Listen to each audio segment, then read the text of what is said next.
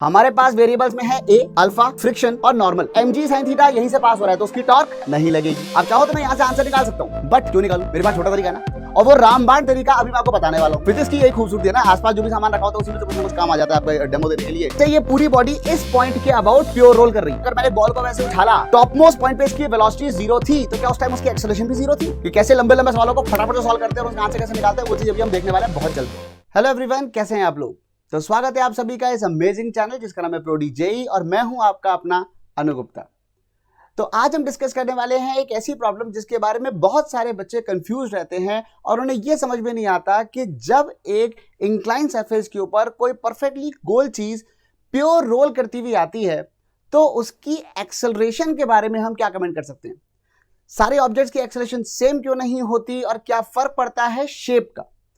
ठीक है, जैसे आप यहां पे देख पा रहे हो कि रिंग जो है वो बेचारी सबसे पीछे रह गई, ठीक है, लेकिन अगर हम सॉलिड स्फीयर की बात करें तो वो सबसे पहले जमीन पे पहुंच रहा है।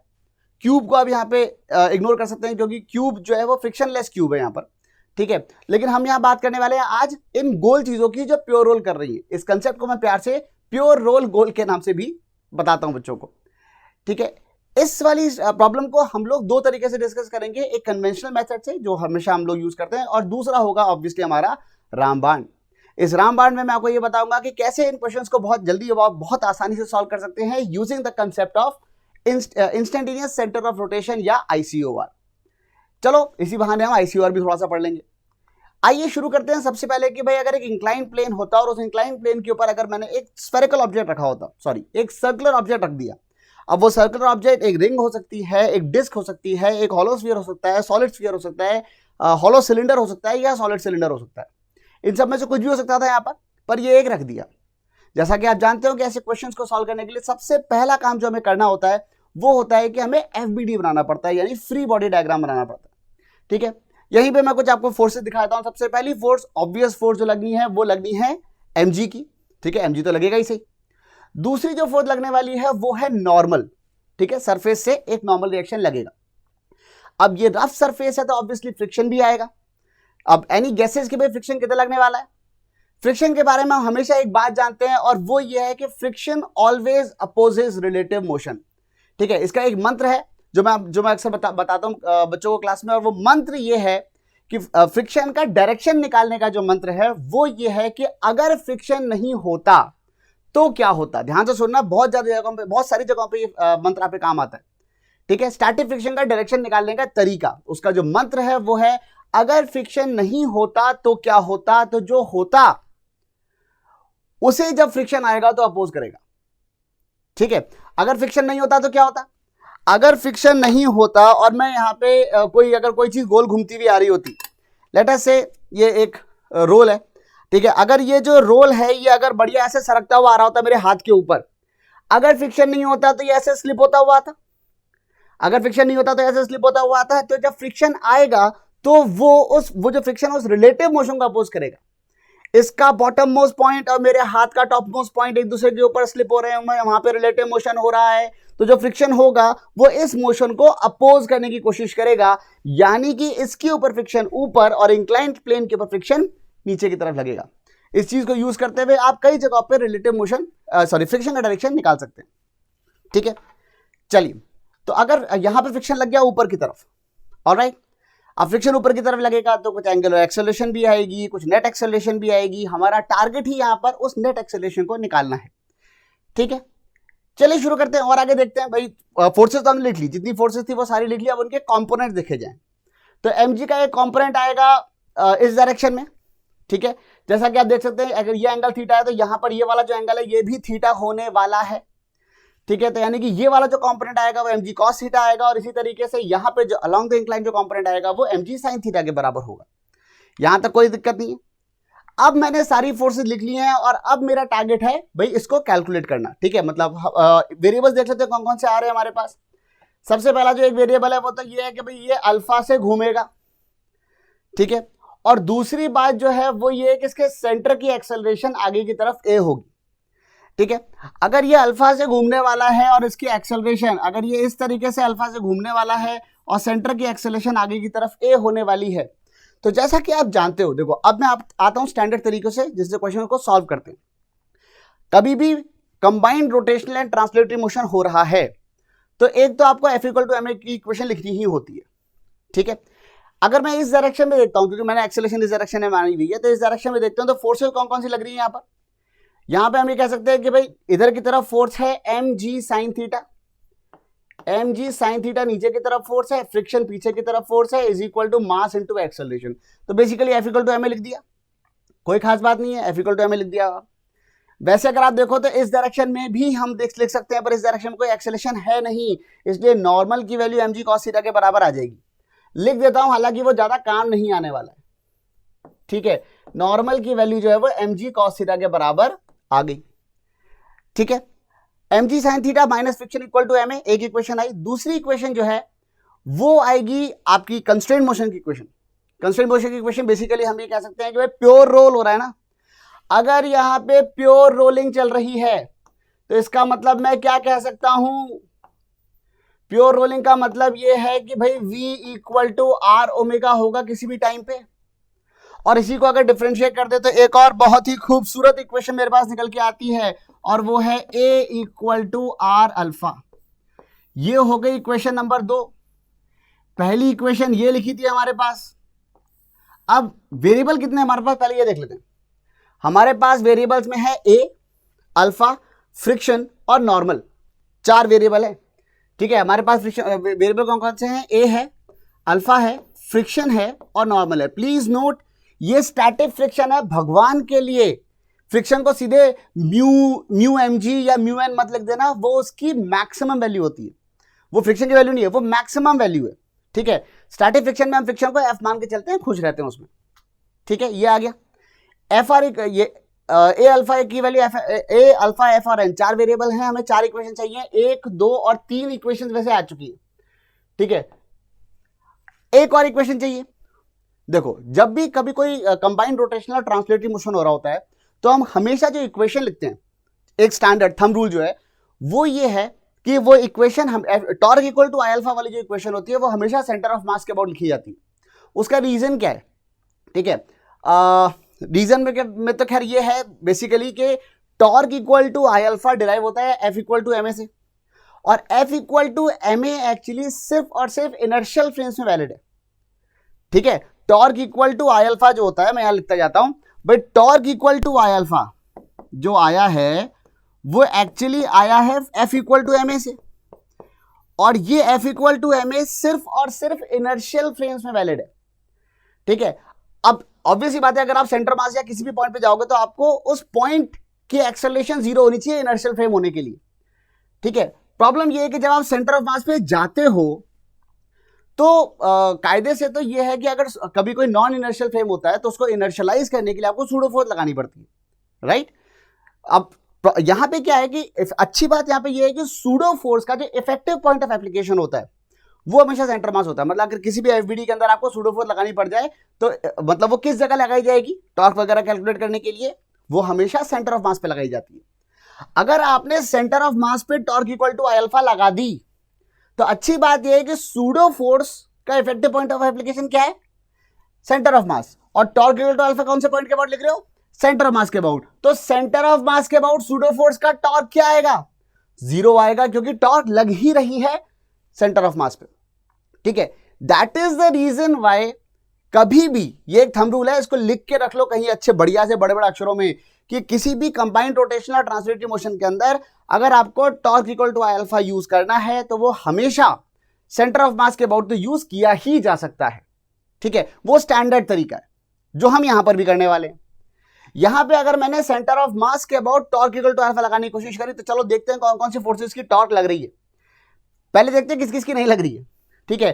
देखो mg sin थीटा यहीं से पास हो रहा है तो उसकी टॉर्क नहीं लगेगी, mg cos थीटा भी यहीं से पास हो रहा है उसकी भी टॉर्क नहीं लगेगी, नॉर्मल भी सेंटर मास से ही पास हो रहा है तो उसकी भी टॉर्क नहीं लगेगी। ले दे के बचा बस एक फ्रिक्शन, तो उसकी जो टॉर्क आएगी, फ्रिक्शन की टॉर्क वो क्लॉकवाइज आएगी, वो आएगी F into R is equal to I alpha. अब मुझे नहीं पता ये कौन सी बॉडी है, ये बस एक गोल बॉडी थी जो solid sphere, hollow sphere, ring, disc, solid cylinder, hollow cylinder कुछ भी हो सकती थी। तो लेट अस से कि मैं उसका मोमेंट ऑफ इनर्शिया यहाँ पे IC बोलता हूं, और IC इंटू अल्फा, ये आ गई मेरे पास चौथी इक्वेशन, बहुत ही खूबसूरत। अब देखा जाए तो सिर्फ अगर सवाल सॉल्व करने हैं तो बहुत आसानी के साथ इसको सॉल्व किया जा सकता है। ठीक है, ये जो क्वेश्चन है इस क्वेश्चन को आप सॉल्व कर सकते हो क्योंकि आपके पास 4 वेरिएबल हैं और बढ़िया 4 इक्वेशन हैं, सॉल्व हो जाएगा। ठीक है, लेकिन आपको भी पता है भाई, मेरे लिए बोलना बहुत आसान है, 4 वेरिएबल है, 4 इक्वेशन है, सॉल्व कर लेना। लेकिन आपको पता है, कह रहे सारे एग्जाम में मतलब दिमाग का दही हो रखा होता है, टाइम होता नहीं है, पेशेंस होता नहीं है, हाथ पर कांप रहे होते हैं, घड़ी भाग रही होती है, उस टाइम पे सर 4 वेरिएबल 4 इक्वेशन सॉल्व करना बहुत सर, अरे सर कोई छोटा तरीका होता बताओ ना यार। तो भाई चलो छोटा तरीका देखते हैं। ठीक है, वैसे ये एक स्टैंडर्ड तरीका है जिससे आप इस क्वेश्चन को सॉल्व कर सकते हो। आप चाहो तो मैं यहां से आंसर निकाल सकता हूं, बट क्यों निकालूं, मेरे पास छोटा तरीका है ना, और वो रामबाण तरीका अभी मैं आपको बताने वाला हूं, जिसमें हम लोग ICOR को यूज करेंगे, इंस्टेंटेनियस सेंटर ऑफ रोटेशन को। लेकिन उसके लिए पहले मैं आपको ये समझना होगा कि ICOR होता क्या है। कोई बहुत बड़ी बात नहीं होती, बहुत सिंपल सी चीज होती है। चलो फटाफट से देख लेते हैं। सबसे पहले तो जस्ट मेक श्योर कि आप ये चारों इक्वेशन अपने आप लिख पा रहे हो। इवन अगर आप ये वीडियो देख रहे हो, just pause the video, pen paper निकालो, डायग्राम की शक्ल देखो, ठीक है, और ट्राई करो कि आप ये चारों इक्वेशन अपने आप लिख पाए। ठीक है, ये रहा डायग्राम। ठीक है, just pause the video, make sure that you are able to write down all these equations correctly. ठीक है, स्क्रीनशॉट ले सकते हो अगर आप चाहो तो। अच्छा, इसके बाद अब आती है बात अगली, वो होती है भाई ICOR क्या चीज होती है। भाई जब भी कोई बॉडी रोल करती है, ICOR में कई बच्चे कंफ्यूज होते हैं। ठीक है, तो ये मेरा मतलब फिजिक्स की यही खूबसूरती है ना, आसपास जो भी सामान रखा होता है उसी में से कुछ ना कुछ काम आ जाता है आपको डेमो देने के लिए। तो भाई अगर एक प्लेन सरफेस है, ठीक है, और उसके ऊपर मैंने रखा ये एक ऑब्जेक्ट। अब अगर ये ऑब्जेक्ट है वो इस तरीके से रोल होता हुआ जा रहा है, ठीक है, तो ICOR क्या चीज है। जब भी एक बॉडी इस तरीके से रोल कर रही है तो इस बॉडी के ऊपर एक ऐसा पॉइंट है at any given point, at any given instant, जो एक्चुअली स्टेशनरी है या जिसकी नेट वेलोसिटी 0 है, और वो पॉइंट है bottom most point. Pure rolling का मतलब ही क्या है, प्योर रोलिंग का मतलब ये है कि ऊपर वाली बॉडी या जो दो बॉडीज आपस में प्योर रोल कर रही हैं, उन दोनों के पॉइंट्स जो आपस में कांटेक्ट में, उन दोनों की रिलेटिव वेलोसिटी 0 होनी चाहिए। अब एक अगर जमीन है तो ये तो रुकी हुई है, इसके तो सारे पॉइंट स्टेशनरी हैं, यानी कि इसके भी सारे पॉइंट आपस में स्टेशनरी होने चाहिए। और अगर इसके सारे पॉइंट वो जो पॉइंट एक्चुअली स्टेशनरी होगा वो पॉइंट ICR है। गलत बोल गया मैं, जो पॉइंट इसका स्टेशनरी होगा वो पॉइंट इसका ICR है, जो ऑब्वियसली इसका बॉटम मोस्ट पॉइंट होगा। ठीक है, और एक इंस्टेंट के लिए सही पर आप ये मान सकते हो कि जैसे ये पूरी बॉडी इस पॉइंट के अबाउट प्योर रोल कर रही है, ठीक है, एक इंस्टेंट के लिए, बहुत छोटे से इंस्टेंट के लिए, क्योंकि थोड़ी देर बाद दूसरा पॉइंट नीचे आ जाएगा और ये वाला पॉइंट ऊपर चला जाएगा।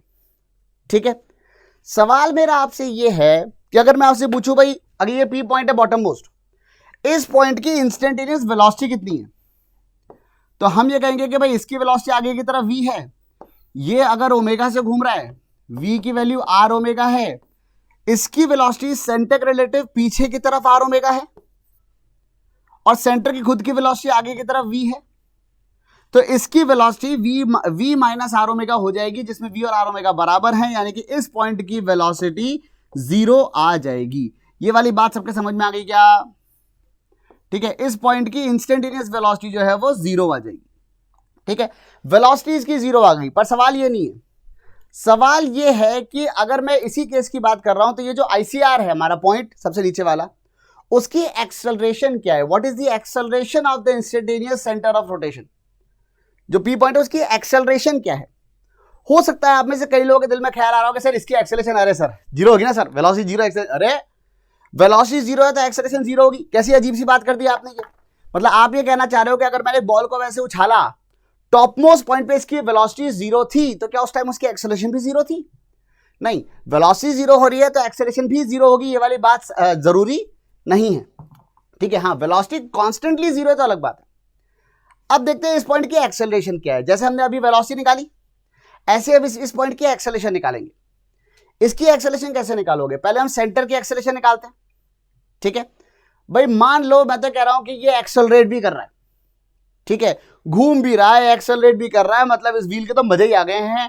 ये ओमेगा से घूम रहा है, ये अल्फा से एक्सेलरेट कर रहा है, सेंटर की एक्सेलरेशन आगे की तरफ a है। तो मैं ये कह सकता हूं कि सेंटर के रिलेटिव इस पॉइंट की एक्सेलरेशन क्या आएगी? तो अगर ये सर्कल में कोई चीज घूमती है तो आपको पता होगा कि कोई भी पॉइंट अगर सर्कल में घूम रहा होता है तो अगर मैंने कहा ये O है ये P है, तो एक्सेलरेशन ऑफ P का vector is equal to acceleration of P with respect to O plus acceleration of O। सुना होगा ये आपने कभी रिलेटिव मोशन में? नहीं भी सुना हो, थोड़ा कंफ्यूजिंग भी लग रहा हो तो कोई बात नहीं, ठीक है। अभी हम बहुत आसानी से बहुत आसान चीज की तरफ पहुंचने वाले हैं, ठीक है, कि कैसे लंबे लंबे सवालों को फटाफट से सॉल्व करते हैं और उसका आंसर कैसे निकालते हैं, वो चीज अभी हम देखने वाले हैं बहुत जल्दी, ठीक है। देखो फटाफट इसमें क्या होगा, हम ये कह सकते हैं कि एक्सेलरेशन ऑफ P कितनी आएगी वो निकालना है। सेंटर रिलेटिव इसकी एक्सेलरेशन क्या है? सेंटर रिलेटिव ये सर्कल पे घूम रहा था तो इसकी दो एक्सेलरेशन होगी, एक होगी टेंजेंशियल और एक होगी रेडियल। बोलो हाँ, एक होगी टेंजेंशियल एक होगी रेडियल। टेंजेंशियल एक्सेलरेशन कितनी होती है? आर अल्फा, वो पीछे की तरफ आर अल्फा, तो उसको मैंने लिख दिया minus R alpha I cap, और ऊपर की तरफ omega square R, centripetal acceleration omega square R होती है, तो वो हो गई plus omega square R J cap. J cap ऊपर है, आई कैप इधर है, ठीक है। अब ये काम तो हो गया। अब आया सेंटर की एक्सेलरेशन। सेंटर की एक्सेलरेशन तो ए आई कैप है ही सही, तो उसमें मैंने जोड़ा ए आई कैप।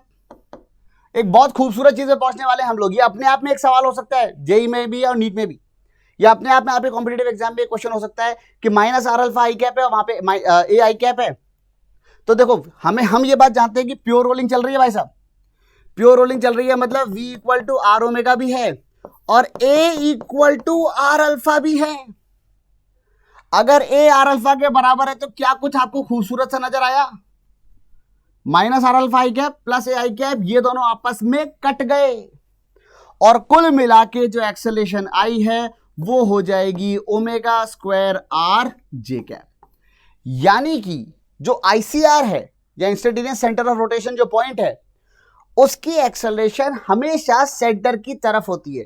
प्लीज नोट, ये बातें सिर्फ तब तक ट्रू हैं जब तक कि ये कंडीशन वैलिड है, और ये कंडीशन सिर्फ तब वैलिड है जब ये प्योर रोल कर रहा है, वो भी फिक्स्ड ग्राउंड पे। Please note that this has to be fixed, ठीक है। वैसे आपके सामने जो क्वेश्चन नॉर्मली पूछे जाते हैं ऐसे केसेस में, वो इंक्लाइन जो है वो स्टेशनरी होता है, या फिर आप उस इंक्लाइन के फ्रेम में सॉल्व कर रहे होते हो, ठीक है। तो फिक्स सरफेस के ऊपर जब प्योर रोल हो रहा होगा तो यहां पे क्या आ जाएगा? Omega square R J cap बन जाएगा। एक्सेलरेशन जो है सेंटर की तरफ आ जाएगी। अब हम आते हैं सवाल के ऊपर वापस से, ठीक है। जैसा कि मैंने आपको कहा, मैं इस सवाल को बोलता हूं यूजुअली प्योर रोल गोल, ठीक है, कि मतलब कोई गोल चीज है जो प्योर रोल कर रही है। अगर एक गोल चीज प्योर रोल कर रही है, अब सिंपल सी बात देखना, अभी हमने देखा था कि कितनी काफी मशक्कत के बाद, काफी सारी इक्वेशन बनाने के बाद हमें आंसर शायद मिलता अगर हम सही से सॉल्व कर पाते तो। अब देखो कितनी आसानी से क्वेश्चन सॉल्व होता है, ठीक है। खूबसूरत बात क्या है, जब आपने देखा कि इस पॉइंट की एक्सेलरेशन किधर आ रही है, अब मेरा पूरा मन हो गया है, ठीक है। Now I am coming to the crux of the complete, अभी तक का जो सेक्शन मैंने जितनी भी बातें डिस्कस करी, ठीक है, जो भी अलग अलग कड़ियां मैंने छोड़ी थी, सूडो फोर्स वाली बात अलग हो गई, आईसीआर क्या होता है वो अलग हो गया, आईसीआर की एक्सेलरेशन क्या होती है वो बात अलग हो गई, और फिर ऑब्वियसली जो हमारा मेन क्वेश्चन है वो। अब इन सारी बातों को जोड़ते हैं, ठीक है। क्यों करी मैंने ये सब बातें? अगर मैं इस पॉइंट के बाद टॉर्क इक्वल टू अल्फा लगाना चाहता हूं तो उसके लिए ये पॉइंट या तो इनर्शियल होना चाहिए या फिर मुझे सूडो फोर्स लगानी पड़ेगी। अगर मुझे सूडो फोर्स लगानी पड़ेगी, इसका मतलब क्या हुआ? सूडो फोर्स का डायरेक्शन क्या होता है?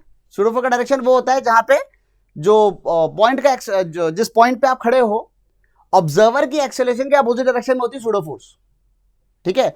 ऑब्जर्वर का है ये, इसकी एक्सेलरेशन किधर है? इधर, ठीक है। यानी कि सूडो फोर्स का डायरेक्शन क्या आएगा? नीचे की तरफ। Effective point of application of pseudo force क्या होता है? सेंटर ऑफ मास। इसका मतलब मैं ये कह सकता हूं कि भाई साहब सूडो फोर्स जो लगेगी वो इस डायरेक्शन में लगेगी, ठीक है। ये है सूडो फोर्स का डायरेक्शन, ये खूबसूरत सी सूडो फोर्स लग गई यहां पे, ठीक है। और अगर ये लग गई सूडो फोर्स, अब यहां पे मैंने इनर्शियल फ्रेम बना लिया है, यानी कि अब मैं इस पॉइंट के अबाउट, कौन से? ये बॉटम मोस्ट पॉइंट के about torque equal to alpha लिख सकता हूं। तो चलो लिखते हैं, चलो लिखते हैं कौन कौन सी फोर्सेज हैं यहां पे। देखो कितना खूबसूरत होता है अब ये सवाल। mg cos थीटा का टॉर्क 0, फ्रिक्शन का टॉर्क 0, क्योंकि ये सारे पॉइंट ये सारी फोर्सेज इसी पॉइंट से पास हो रही हैं। नॉर्मल का टॉर्क 0, सूडो फोर्स का टॉर्क भी 0, यानी कि कुल मिलाके सिर्फ mg sin थीटा नाम की फोर्स बची है। तो यानी कि एम जी साइन थीटा का टॉर्क कितना आ जाएगा, M G sine theta multiplied by R equal to I. अब आई जो है वो यहां पे आई, मतलब वो आईसी नहीं है, ठीक है, आईसी तो सेंटर के अबाउट था, इसके अबाउट आई जो होगा वो होगा IC plus M R square, parallel axis theorem, समझ पा रहे हो ये बात, मल्टीप्लाइड बाय अल्फा। खट से सिर्फ एक इक्वेशन से आपके पास अल्फा आ गया। तो अल्फा की वैल्यू कितनी आई यहां से, अल्फा की वैल्यू आ गई है M R into g sine theta upon I C plus M R square. एक मिनट, अल्फा की वैल्यू तो ए बाई आर भी होती है ना, A equal to R alpha. तो यानी कि ए की वैल्यू क्या आ जाएगी, बहुत ही खूबसूरत तरीके से। तो ए की वैल्यू जब आप निकालने जाओगे तो ए की वैल्यू हो जाएगी, आर उधर ले जाओ, इनफैक्ट वो एम आर स्क्वायर नीचे ले आना, तो वो बन जाएगा G sine theta upon 1 plus I C upon M R square. And that my friends, हमने बहुत आसानी से, बिल्कुल फटाफट, मतलब ऑब्वियस ही बात है हमने टाइम लगाया है नो डाउट, लेकिन अगर जितना टाइम हमने अभी लगाया है, ठीक है, वो कहते हैं ना कि एग्जैक्टली मुझे सेइंग तो नहीं आता, लेकिन वो कहते हैं ना कि जितना ज्यादा स्वेट आप प्रैक्टिस करते रहे बहाते हो, उतना कम खून आपका जंग के मैदान में बहता है, ठीक है। तो अभी आपने प्रैक्टिस करते टाइम जाना, सारे कंसेप्ट जाने, 2 बार वीडियो को देख लो, आराम से सब चीजें, सारी बातें क्लियर हो जाएंगी, क्योंकि मैंने एक एक एस्पेक्ट कवर किया इसका, ठीक है। जब आप ये आपने ये एक्सेलरेशन निकाल ली, और देखो कितनी जल्दी ये एक्सेलरेशन निकल के आ गई। अभी आप वहीं पे 4 इक्वेशन बनाते हो, 4 इक्वेशन को सॉल्व करते हैं, चलो 4 में से एक नॉर्मल वाली इक्वेशन हटा दो, तो भी 3 वेरिएबल 3 इक्वेशन सॉल्व करनी ही पड़ती, ठीक है। यहां पे एक इक्वेशन में यहां पे आपके आंसर आ गया। अब आप देखो जिसकी एक्सेलरेशन निकाल सकते हो आप। अगर आपने कहा नहीं सर मुझे बताओ, नहीं मुझे बताओ रिंग की एक्सेलरेशन कितनी आएगी, तो मुझे ये बात पता चल गई है कि एक्सेलरेशन की वैल्यू अभी अभी आई है कितनी, G sine theta upon 1 plus I C by M R square, right, M R square, ये आई है एक्सेलरेशन। अगर मैं बात करता हूं एक रिंग की, तो रिंग के केस में एक्सेलरेशन कितनी हो जाएगी, रिंग के केस में अगर आप बात करते हो तो शायद आपको ये बात समझ में आए कि आईसी की वैल्यू एम आर स्क्वायर खुद होती है, ठीक है। तो उस केस में जो एक्सेलरेशन आएगी वो आएगी जी साइन थीटा अपॉन 1 प्लस 1, यानी कि जी बाई 2 साइन थीटा आएगी। इनफैक्ट ये सबसे कम एक्सेलरेशन हो सकती है, क्योंकि आईसी की value maximum M R square ही हो सकती है, ठीक है। यहीं पे मैंने कहा अच्छा चलो आपने ये बता दिया, तो अब एक काम करो, फिर एक वो सॉलिड स्फीयर का बता दो, चलो तो सॉलिड स्फीयर की देख लो। तो सॉलिड स्फीयर के लिए अगर आप निकालने जाओगे तो वो आ जाएगा G sine theta upon 1 plus, और सॉलिड स्फीयर के लिए जो मोमेंट ऑफ इनर्शिया होता है वो होता है 2/5 एम आर स्क्वायर आईसी। तो यहां पे आ गया 2/5 M R square upon M R square cut गया, तो ये क्या आ गया, ये आ जाएगा आपका 5 ऊपर जाएगा 5/7 जी साइन थीटा, ठीक है, ये आ गया 5/7 जी साइन थीटा। ये वाली बात समझ में आ गई, ठीक है। अब अगर आप अब सॉलिड स्फीयर के लिए निकाल लिया, ऐसे आप हॉलो स्फीयर के लिए निकाल सकते हो। क्या मुझे बता सकते हो हॉलो स्फीयर का moment of inertia, sorry hollow sphere के लिए कितना आएगा। अगर मैं हॉलो स्फीयर की बात कर रहा हूं तो उस केस में ये आ जाएगा G sine theta upon 1 plus, और हॉलो स्फीयर का मोमेंट ऑफ इनर्शिया कितना होता है 2/3 एम आर स्क्वायर, तो ये हो जाएगा 2/3 एम आर स्क्वायर कट गया, तो ये कितना हो गया 3/5, ये आ जाएगा 3/5 जी साइन थीटा, ठीक है। तो जितनी भी चीजें हमने देखी थी उनमें से सबसे ज्यादा मोमेंट ऑफ इनर्शिया रिंग का है, तो सबसे कम एक्सेलरेशन रिंग की है। सबसे कम मोमेंट ऑफ इनर्शिया इसका है सॉलिड स्फीयर का है, तो सबसे ज्यादा एक्सेलरेशन इसी की आ रही है 5/7, ठीक है। ऐसे ये हॉलो स्फीयर की निकल गई, ऐसे आप अब रही बचा ही क्या है, डिस्क बची है, डिस्क का ही बता देता हूं। एक्चुअली एक्सेलरेशन ऑफ डिस्क अगर आप निकालने जाओगे तो वो कितनी आएगी, एक्सेलरेशन ऑफ डिस्क अगर आप निकालते हो तो वो कितनी आएगी, तो उसमें डिस्क में जो मोमेंट ऑफ इनर्शिया होता है वो होता है एम आर स्क्वायर बाय 2, तो वो हो जाएगा G sine theta upon 1 plus half, और ये हाफ का 2 ऊपर गया, और ये आ जाएगा 2/3 G sine theta. That is the moment, that is the acceleration of the disc. ये सारी बातें सिर्फ तब ट्रू है जब यहाँ पे प्योर रोलिंग हो रही है, ठीक है, और प्योर रोल गोल का कंसेप्ट हम लोग यहाँ पे यूज कर सकते हैं। हो सकता है आपको लग रहा होगा सर एक दो और रह गए ना, तो बहुत सारे बोल रहे थे पहले सर, सॉलिड सिलेंडर रह गया, हॉलो सिलेंडर रह गया। तो हॉलो सिलेंडर का फॉर्मूला यही वाला है, ठीक है, this is as good as hollow cylinder and this one is as good as solid cylinder, क्योंकि दोनों के मोमेंट ऑफ इनर्शिया सेम रहते हैं, ठीक है। तो ये आ गई सारी की सारी एक्सेलरेशन। तो उम्मीद है कि प्योर रोलिंग का केस आईसीआर के बाकी की वेलोसिटी, आईसीआर की एक्सपेडिशन, उसके सेंटर ऑफ मास की एक्सेलरेशन, सॉरी आईसीआर की खुद की एक्सेलरेशन, और एक जनरल तरीका सॉल्व करने का, सूडो फोर्स की बातें, बहुत सारे कंसेप्ट हमने इस टॉपिक के अंदर कवर किए। उम्मीद है कि आपको ये सेशन अच्छा लगा होगा। अगर आपको ऐसे बिल्कुल फास्ट कोई भी और भी ऐसे टॉपिक्स ऐसे उनके ऊपर एक्सप्लेनेशन चाहिए हो तो उनको नीचे कमेंट्स में डाल देना, ठीक है, जो मैं मे बी 15-20 मिनट आधे घंटे की वीडियो के अंदर कवर कर दूं। तो I will be more than happy to help and like share subscribe, ठीक है। चलिए मिलते हैं नेक्स्ट सेशन में, तब तक keep doing your best, keep growing, bye bye, take care and keep rocking.